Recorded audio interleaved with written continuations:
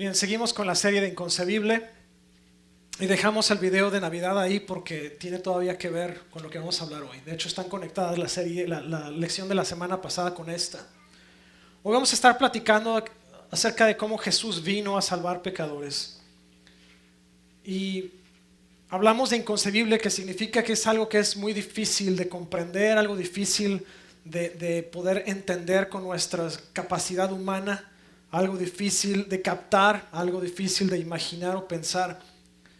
Pero la parte que más marca de inconcebible o de esta serie en particular es que es algo que es tan improbable que parece imposible, y el sacrificio que hizo Jesús en la cruz por nosotros es inconcebible.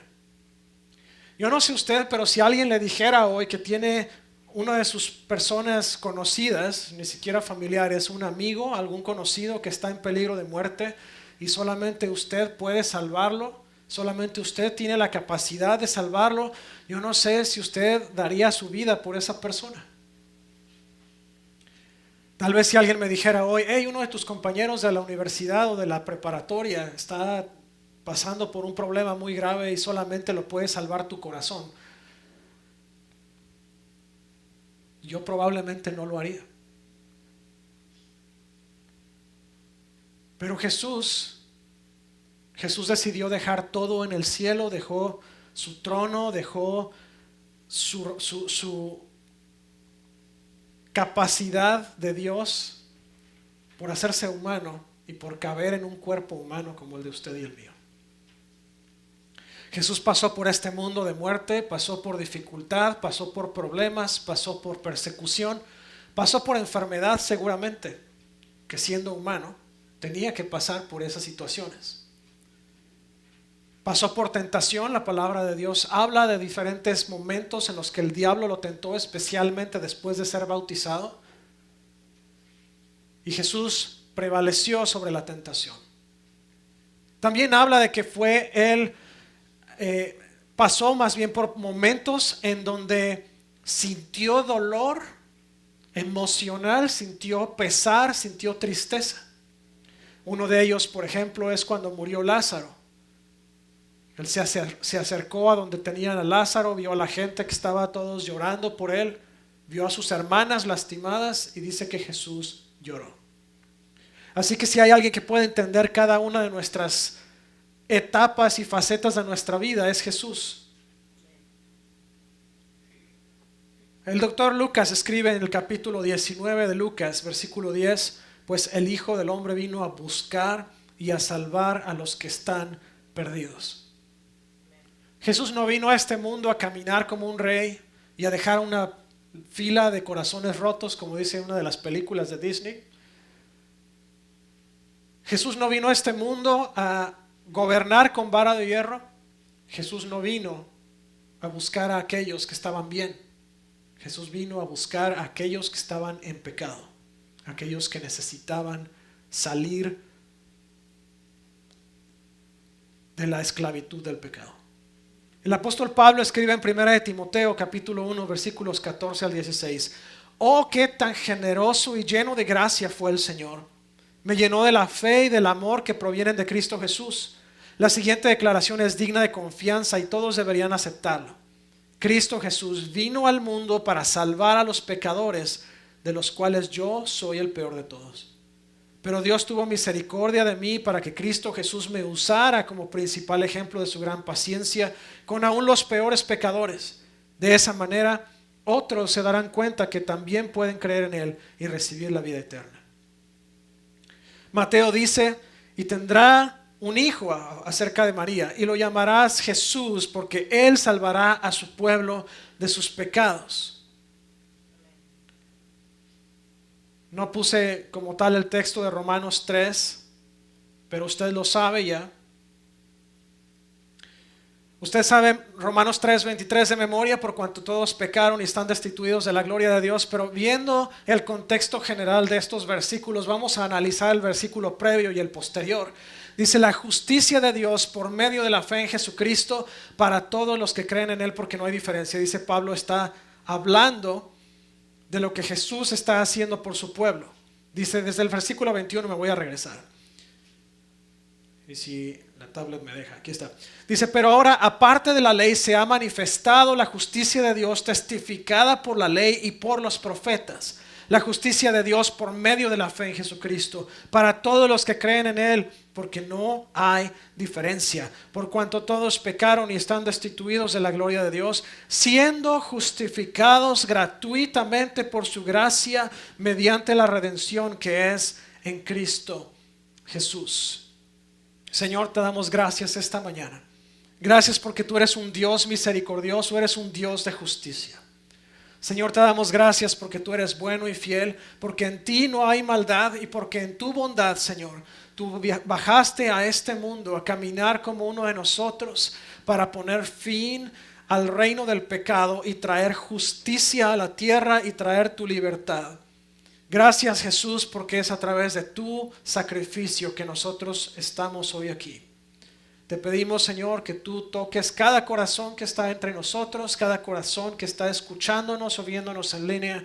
Te pido, Señor, que tú transformes nuestras vidas, que seas tú quien hables hoy. Te pido que tu palabra caiga en nuestros corazones como semilla en tierra fértil, para que crezca, florezca y fructifique al 100%. En el nombre de Jesús. Amén. La venida de Jesús estuvo anticipada.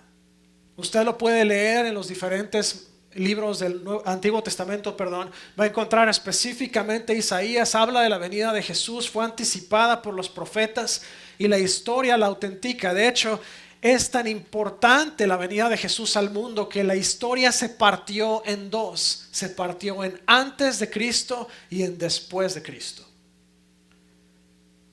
La época en la que usted y yo vivimos es la época después de Cristo, la época que es bajo la influencia del sacrificio de Jesús en la cruz. A partir de ese año 1 o año 0, que es cuando Jesús nace y empieza el nuevo capítulo de la historia, es justamente cuando se empieza a escribir el nuevo pacto. Jesús vino para destruir al pecado que nos estaba asediando y que nos estaba atormentando. Y el día de hoy ya no vivimos bajo la influencia del pecado. El pecado tiene poder todavía en este mundo. Pero un día Jesús va a volver y el poder del pecado va a quedar completamente eliminado. Y usted y yo vamos a poder llegar al cielo. Un lugar donde no hay pecado, no hay frío, no hay calor, no hay maldad, no hay enfermedad, no hay sufrimiento. Vamos a estar justo en el lugar donde pertenecemos. Usted dice, ay pastor, yo soy bien friolento, ¿no será que el aire acondicionado ya está muy alto? Hermano, usted ya no va a tener un cuerpo físico, usted va a tener un cuerpo espiritual donde el calor y el frío no van a importar. De hecho dice que no vamos a necesitar ni siquiera sol porque la luz de Cristo va a ser tan fuerte que va a estar alumbrando día y noche cada esquina de la ciudad. Jesús nos anticipó parte de eso cuando Él vino a la tierra. De hecho, cuando Jesús caminó entre nosotros, Él vino a destruir las obras de Satanás. Lo que Satanás inició en el jardín del Edén vino a ser destruido por Jesús. Jesús puso un final.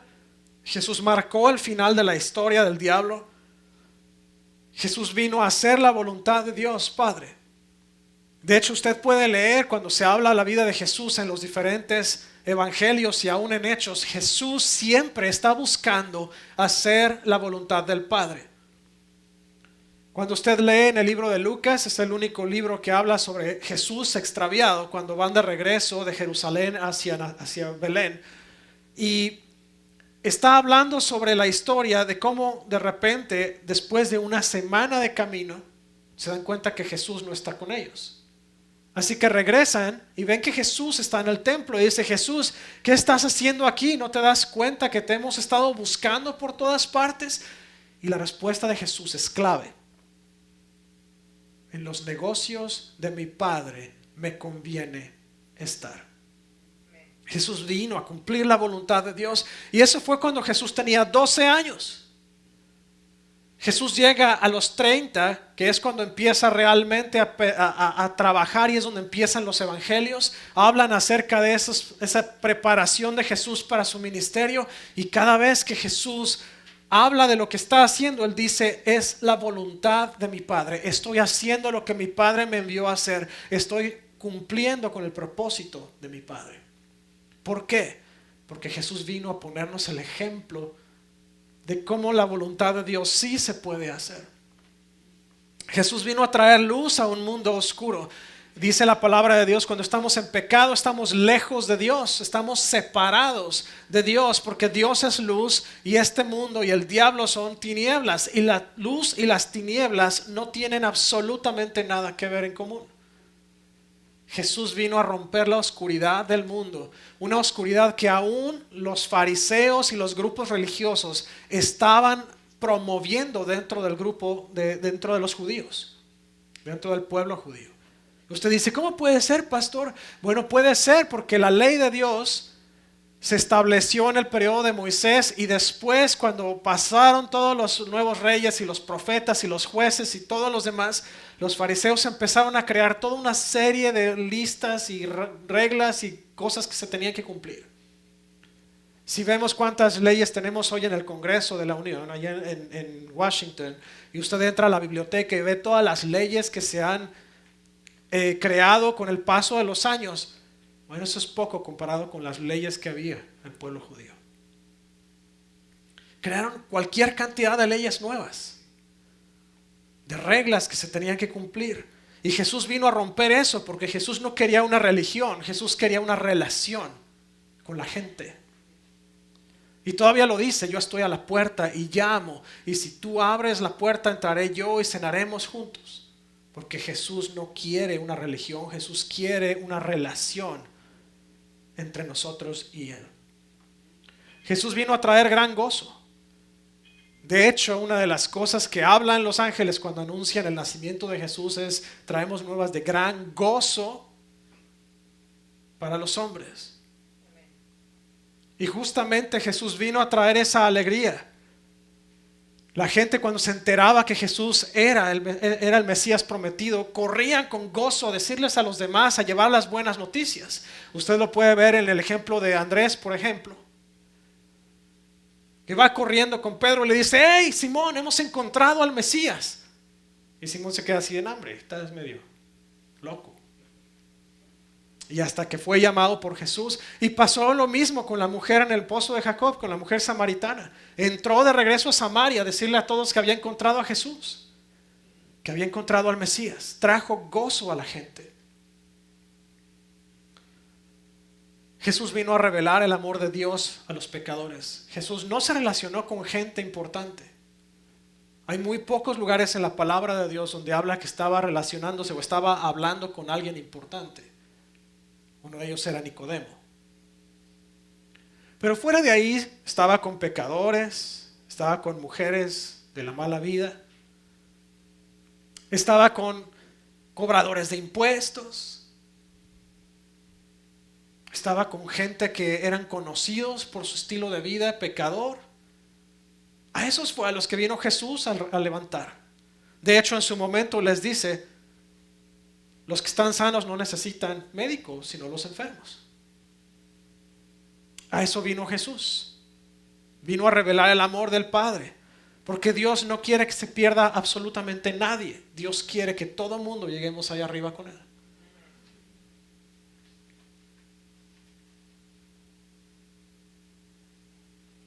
Una de las cosas más importantes es que Jesús llama a los pecadores a arrepentimiento. Hay una palabra. Yo no sé si a usted le tocó cuando teníamos los lunes de gala en la escuela, allá en México por lo menos era. Teníamos que ir vestidos todos de blanco, y a mí me llegó a tocar ser parte de la escolta de la bandera. Y una de las instrucciones militares que te dan es media vuelta. Y si usted recuerda, había que dar el paso, girar, para ver hacia el lugar opuesto a donde estaba uno mirando inicialmente. Justamente cuando habla de arrepentimiento, la palabra de Dios está hablando de ese concepto militar de media vuelta. Apartarse en sentido opuesto al camino que íbamos nosotros caminando. Arrepentirse es no nada más así de: ay, pues me siento mal por el momento, y a los 5 minutos se me olvidó y vuelvo al mismo problema. Arrepentirse es verdaderamente tratar de evitar regresar al mismo lugar de donde acabo de salir. Hay un video chusco que sale por ahí de repente en las redes sociales. Un borreguito está atorado en una zanja. Y llega un hombre y con mucho trabajo logra sacar al borrego y el borrego se echa a correr, da media vuelta y se vuelve a quedar en la misma zanja. Bueno, eso es justamente cuando no nos arrepentimos genuinamente. Momentáneamente decimos, ¿sabes qué? Es que me siento mal, Señor, y perdóname, pero salimos de ese cuarto de oración, tocan el timbre, diles que no estoy. Y ya volvimos a caer a la misma zanja, ¿se da cuenta?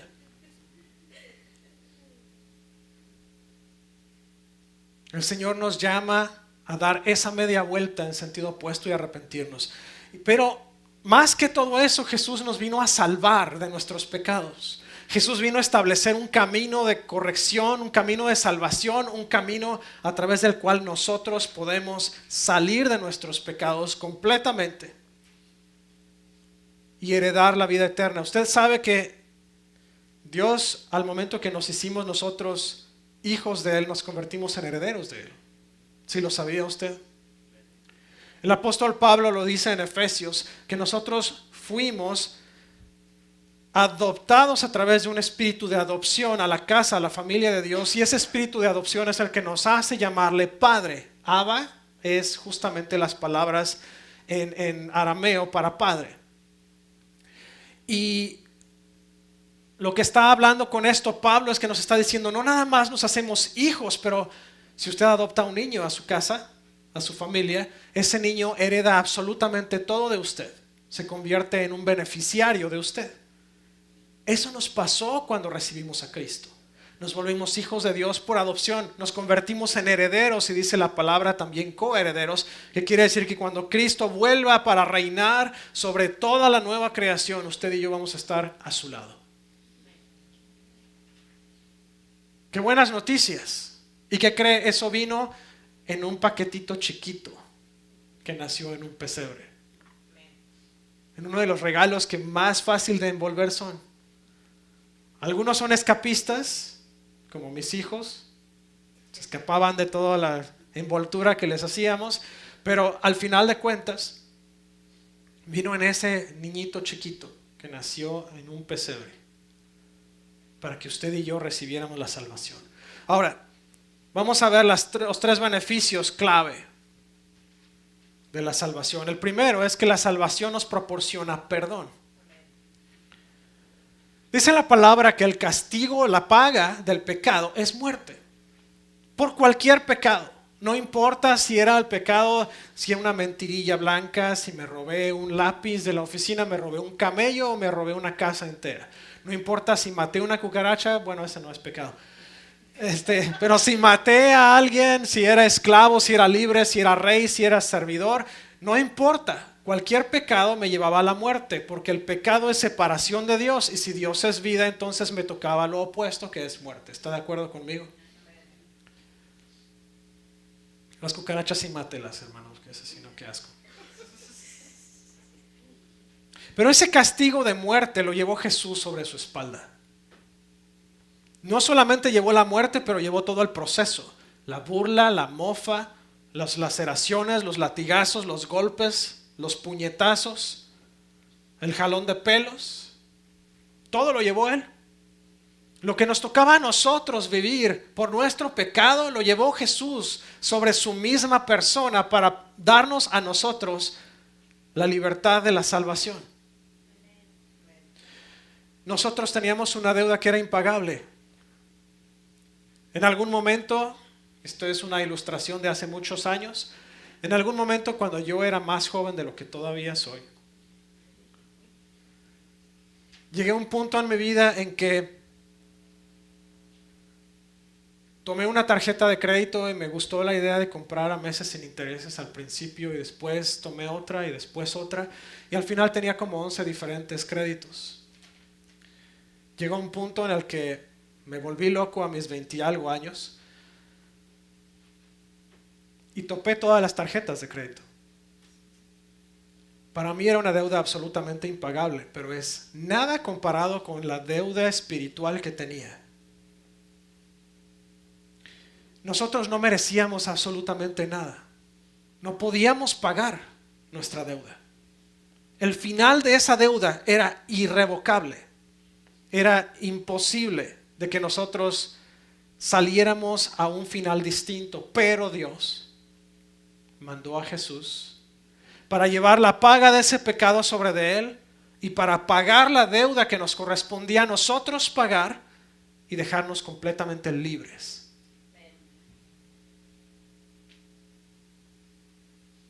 Jesús simple y sencillamente quitó nuestros pecados de sobre nosotros.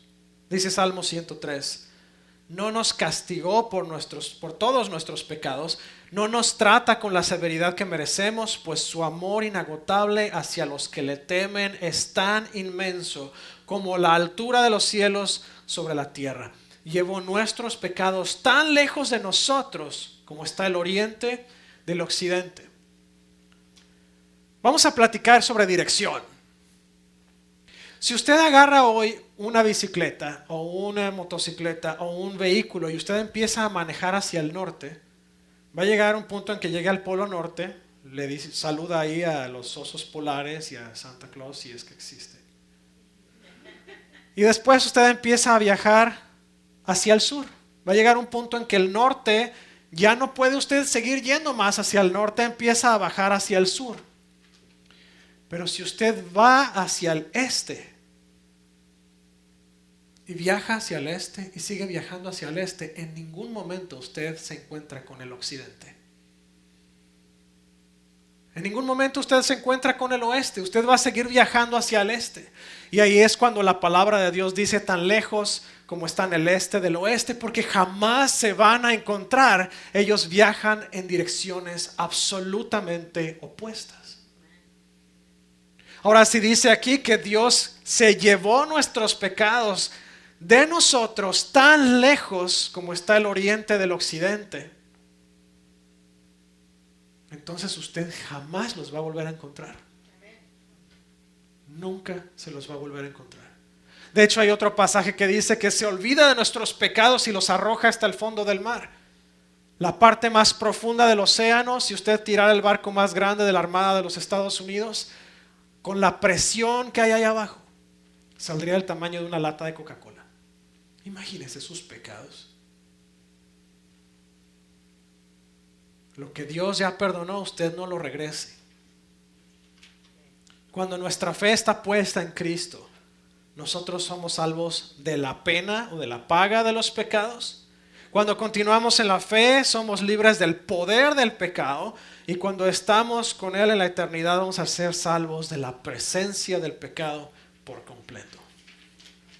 Ese es Jesús. Ese fue ese regalo que llegó en un pesebre envuelto en unas cuantas tiras de pañal que le dicen ellos, pero eran tiras de lino nada más.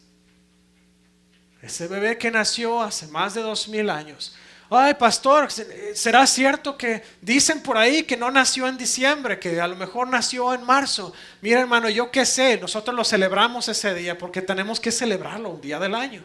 Y como el invierno es muy aburrido, ahí queda perfectamente bien.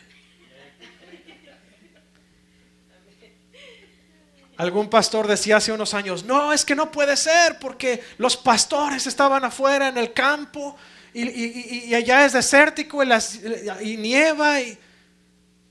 Yo no me voy a poner aquí a decir absolutamente nada científico. Si fue en marzo, en abril, en mayo, en julio, mire, cuando haya sido, necesitamos un día para festejarlo por lo menos. Y mientras no se compruebe algo diferente, para mí sigue siendo el 25 de diciembre. La salvación nos trae también reconciliación. Mire, el pecado es como esa muralla que se construyó en Alemania hace muchos años. El famoso muro de Berlín que separaba las dos partes de Alemania. Mismo muro que se utilizó para contener a los judíos durante la época de la persecución. Eso es muy equiparable al muro del pecado.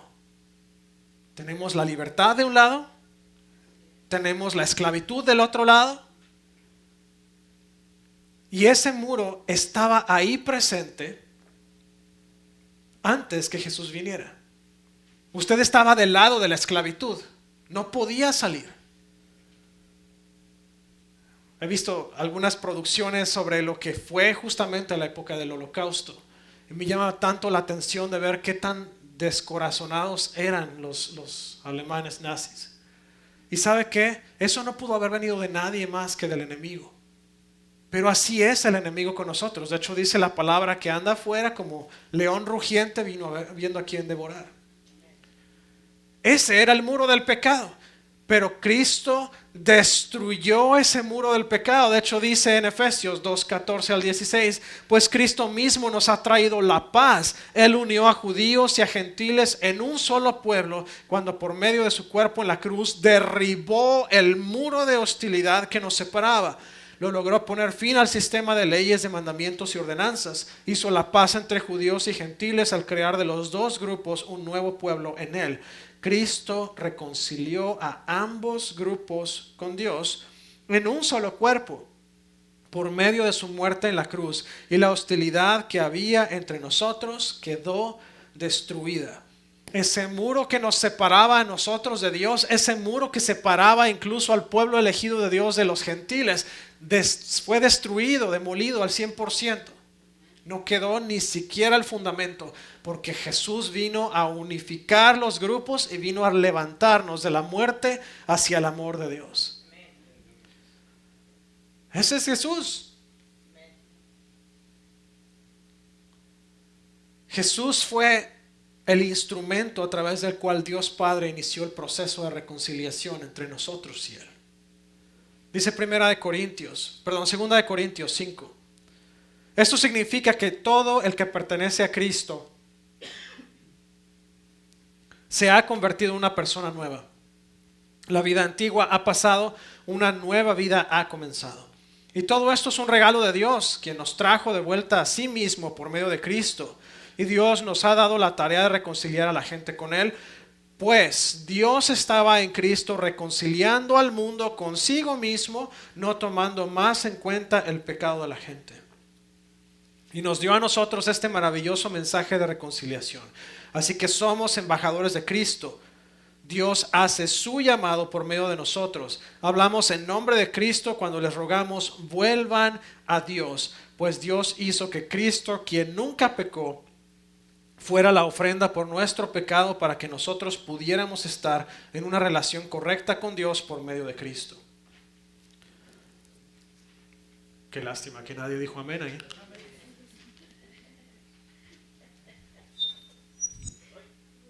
Yo que pensé que le puse mudo. El Señor nos reconcilió consigo mismo.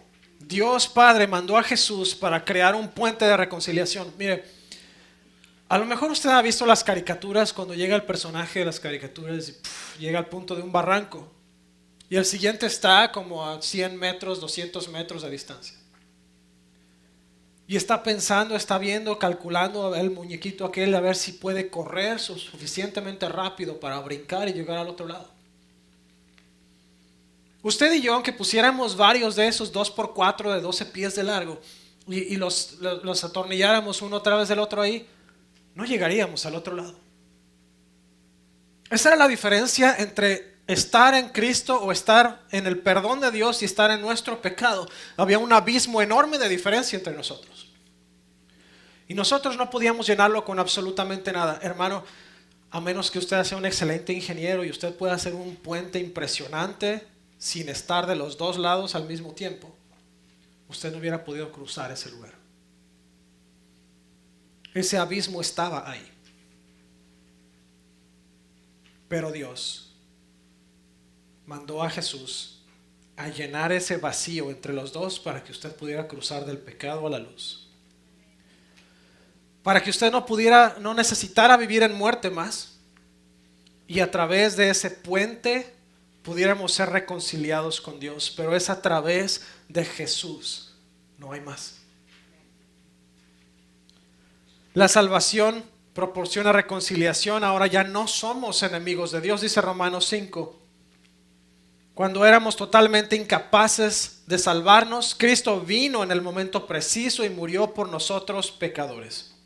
Ahora bien, casi nadie se ofrecería a morir por una persona honrada, aunque tal vez alguien podría estar dispuesto a dar su vida por una persona extraordinariamente buena, pero Dios mostró el gran amor que nos tiene al enviar a Cristo a morir por nosotros cuando todavía éramos pecadores. Entonces, como se nos declaró justos a los ojos de Dios por la sangre de Cristo, con toda seguridad Él nos salvará de la condenación de Dios, pues como nuestra amistad con Dios quedó restablecida por la muerte de su Hijo cuando todavía éramos sus enemigos, con toda seguridad seremos salvos por la vida de su Hijo. Dios nos cambió de estado de ser enemigos de Él a ser sus hijos. Y solamente fue a través de un hecho, un milagro, un sacrificio, Jesús.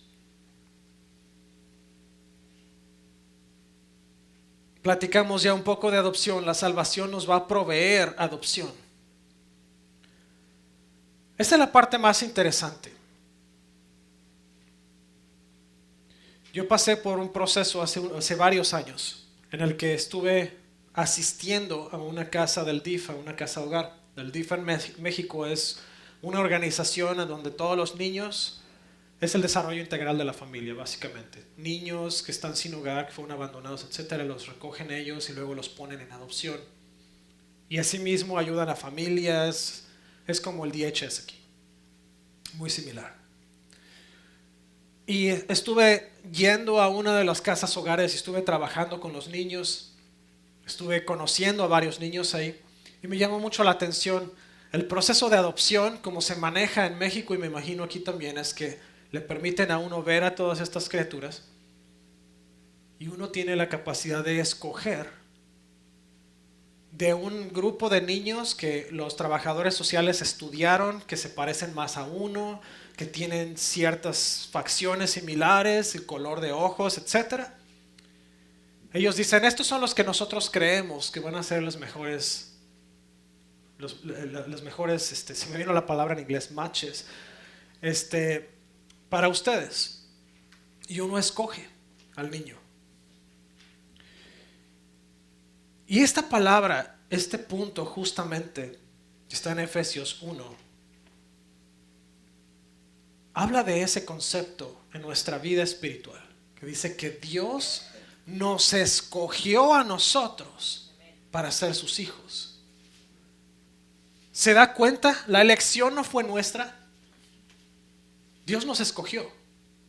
Dios nos vio, Dios se inclinó hacia nosotros y nos abrió la oportunidad de hacernos sus hijos. Romanos 8:14, el Espíritu afirma que somos hijos de Dios. Ni siquiera como todo lo que Dios hace, no está confirmado una sola vez, está confirmado en múltiples lugares. Y el Espíritu mismo afirma que somos hijos de Dios. Cuando nuestra fe está en Cristo, nos convertimos en herederos de Dios. Está en Gálatas. Como le decía hace rato, un niño adoptado se convierte en heredero de aquella persona a quien lo adoptó. A mí se me haría bastante crítico y bastante terrible que una persona adopte a un niño y de todas maneras no lo ponga en su testamento. Se me haría criminal eso, si me pregunta. Pero Dios no pensó en dejarnos fuera. Dios pensó en llamarnos, pensó primero en escogernos, luego en llamarnos, y una vez que nosotros nos convertimos en sus hijos, pensó en hacernos herederos también junto con Él. Porque Dios es así de bueno. Y después su Espíritu fue y afirmó y reafirmó que somos nosotros hijos de Dios. Hay solamente una cosa que dice la palabra, que nosotros debemos recibir a Cristo para convertirnos en hijos de Dios. Dice la palabra en Juan 1, versículo 12, pero a todos los que creyeron en Él y lo recibieron, les dio derecho de llegar a ser hijos de Dios. Dice la palabra que nosotros debemos de creer en nuestro corazón y confesar con nuestra boca que Jesús fue levantado de la muerte, que Jesús es nuestro Señor y nuestro Salvador, para poder recibirlo en nuestro corazón, para poder ser hijos de Dios. Esta invitación no nada más fue hecha para unos cuantos. Juan 3:16 dice, pues Dios amó tanto al mundo que envió a su único Hijo para que todo aquel que crea en Él no se pierda, sino que tenga vida eterna. ¿Se da cuenta? Dios cubrió todas las áreas. Pero lo único que tenemos que hacer es aceptar a Jesús en nuestro corazón, aceptar su sacrificio, confesarlo como nuestro Señor y Salvador. Le voy a pedir que se ponga de pie conmigo por unos momentos. Estamos cerrando.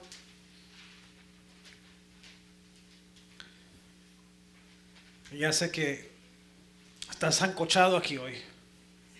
No está muy tranquilo el clima. O está muy frío, muy caliente. Estoy sudando, yo también voy a llegar a la casa a tenerme que... Me empiezo a sentir como tamal yo. No porque esté enojado.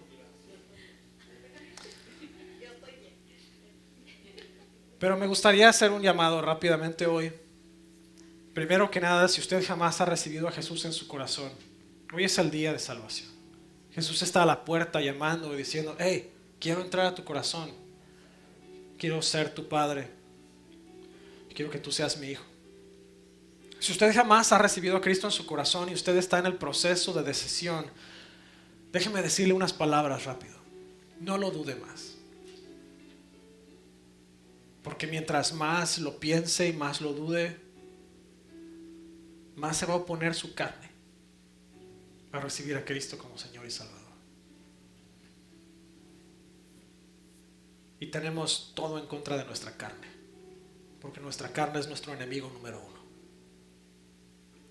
No lo piense, entregue su vida a Jesús, dele la oportunidad de conducir su vida hacia la salvación.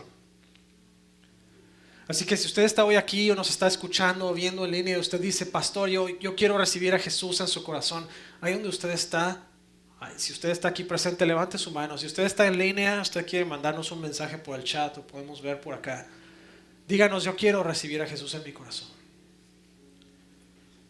Y si está listo, vamos a orar. Esta oración nos toma un minuto y va a abrir las puertas para que Jesús entre en su vida. Acompáñeme a orar si usted está aquí en el auditorio. Y si usted está haciendo esta oración por primera vez, o por segunda vez, o tercera vez, repita en voz alta, porque nosotros creemos en nuestro corazón, pero confesamos con nuestra boca para salvación. Así que vamos a orar. Señor Jesús, te doy gracias por tu sacrificio en la cruz. Te pido perdón por mis pecados. Reconozco que soy pecador. Reconozco también que fuiste levantado de la muerte con poder. En esta hora te confieso como mi único Señor y Salvador. Te invito a entrar en mi corazón. Te pido que me hagas una nueva creación. Gracias, Jesús, en tu nombre santo. Amén. Si hiciste esta oración conmigo, contáctame al 918-272-5219 o a fmonroy@wasofirst.com o a través de las redes sociales.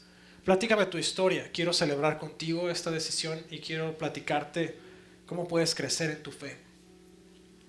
Si usted está aquí, usted dice, pastor, yo siento que tengo que pelar más a Jesús.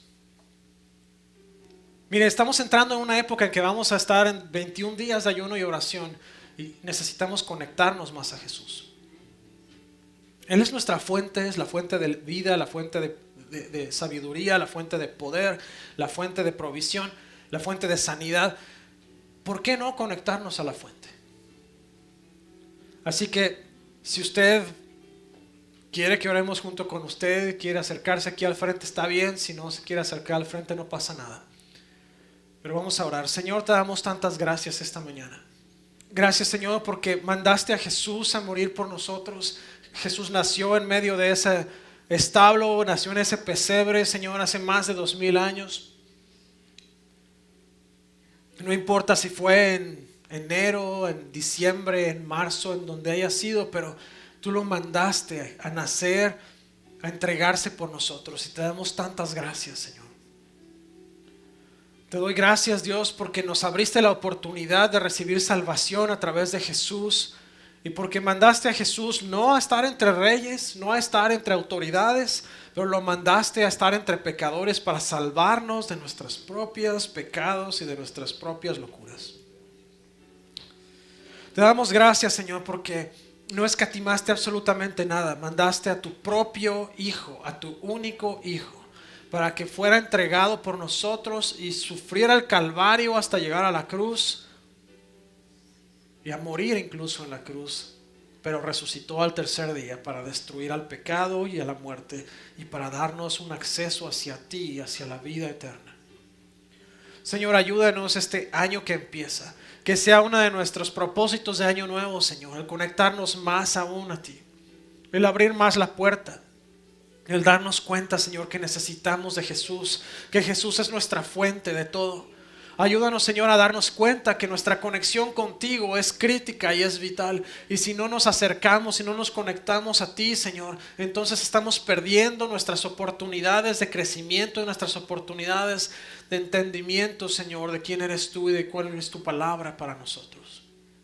Ayúdanos, Señor, a crecer con un entendimiento más profundo, con un entendimiento menos limitado, Señor, de quién eres tú y de lo que has hecho por nosotros. Ayúdanos a recordar cada día, Señor, lo que tú hiciste en la cruz por nosotros. Porque nosotros nos quejamos y nosotros, Señor, venimos con esa falta de gratitud a veces. Pero tú lo hiciste todo y tú lo diste todo, sin quejarte. Fuiste hasta el camino de la cruz para que nosotros pudiéramos recibirlo todo de ti. Señor, ayúdanos a entender que es tu amor, es tu gracia y es tu misericordia, todo lo que necesitamos. Y como dijo el apóstol Pablo, Señor, que tu gracia sea lo que baste en nuestra vida. Que no busquemos más, que no anhelemos más, que simplemente, Señor, nos conformemos, nos contentemos con tu gracia, con tu misericordia y con tu amor, porque tú eres todo lo que necesitamos, porque sabemos, Señor, que si te tenemos a ti, lo tenemos todo.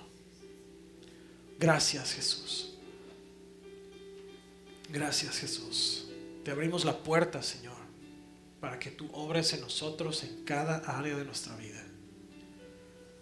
Tu Espíritu Santo, Señor, sea quien nos guíe, sea quien nos enseñe, quien nos esté llevando a través de cada momento de cada día. Ayúdanos a vivir, Señor, todo el resto de nuestra existencia en esta tierra con gozo, sabiendo que tú estás con nosotros. Y ayúdanos a cambiar nuestras quejas por gratitud. En el nombre de Jesús. Te adoramos y te bendecimos, Señor. Te pido que lleves a cada uno de mis hermanos de regreso a casa. Y que mientras estamos festejando, Señor, la entrada de un nuevo año, que tú nos des la visión, Señor, para poder servirte más y servirte mejor. Que nos des la visión para servir a tu pueblo aún mejor. Que nos des la visión, Señor, para llevar tu amor, tu gracia y tu misericordia a aquellos que no te conocen. Gracias, Jesús. Que tu paz gobierne en cada corazón, en cada hogar. Que tu Espíritu, Señor, nos sature cada día en el nombre de Jesús. Amén y amén. Que el Señor me los bendiga y los guarde. Que el Señor bendiga su entrar y su salir, su acostar y su levantar. Que el Señor haga resplandecer su rostro sobre ustedes y les llene de paz hoy, mañana y siempre.